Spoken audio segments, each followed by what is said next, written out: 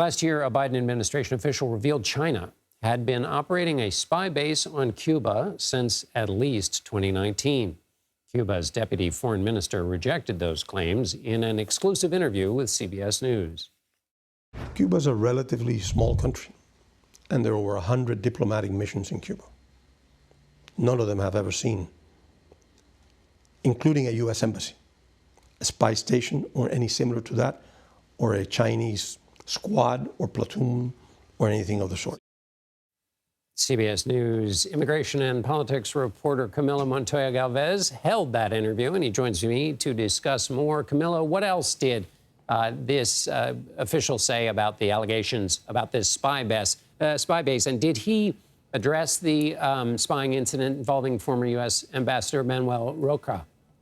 The Cuban, yes, John. The Cuban deputy foreign minister told us that the only military base from a foreign government in Cuba is Guantanamo Bay. That is, of course, the facility that the U.S. has overseen for decades to, among other things, detain terrorism suspects and also to screen asylum seekers who are intercepted at sea trying to get to Florida or other parts of the U.S.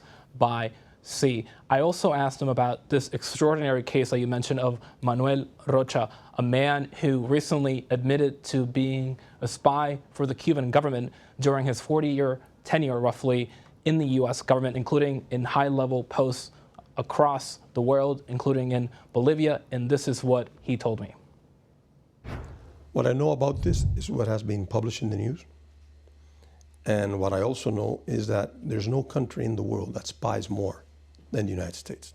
It's got the strongest agencies, espionage agencies, that do more than spying. They do dirtier things than spying. And I'm also sure that one of the countries that is most spied in the world is Cuba by the U.S.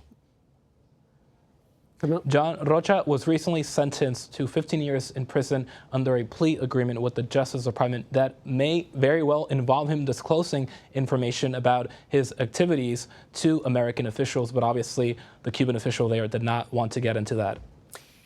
Is there any chance, obviously there are plenty of disagreements with Cuba and the United States, is there any chance that there is any kind of agreement that on an issue where the two countries might be able to work together, like on immigration? John, the U.S.-Cuba relationship is arguably the most fractured and contentious bilateral relationship in the Western Hemisphere, and these very divisive policy disagreements date back to the 1950s, over 60 years ago, when Fidel Castro and his communist guerrillas took over the country. But there is one area of policymaking where the two countries have actually worked together, and that is immigration. And we have actually seen a massive exodus from Cuba to the U.S. border over the past 3 years, including by noting that nearly 500,000 migrants from Cuba have been processed at the U.S.-Mexico border, John, in the past 3 years alone. And let's take a listen to what the deputy minister believes is the root cause of migration from Cuba. They don't have the courage of saying that the U.S. has a policy of depriving Cuba of the availability of the supplies of fuel that we need for electricity. It's an explicit policy, it's being implemented. So if you have lack of electricity and you have the most powerful government in the world trying to deprive you from the legitimate supply of fuel, then how can you speak that? John, as you just heard, the deputy minister is blaming the U.S. embargo that has been in place for decades, since the 1960s, for the exodus of Cuban migrants. But U.S. officials would tell you, John, that repressive policies, a crackdown on dissidents, and also economic mismanagement are the main drivers of migration from Cuba. Camilo Montoya-Galvez in Washington. Thanks, Camilo.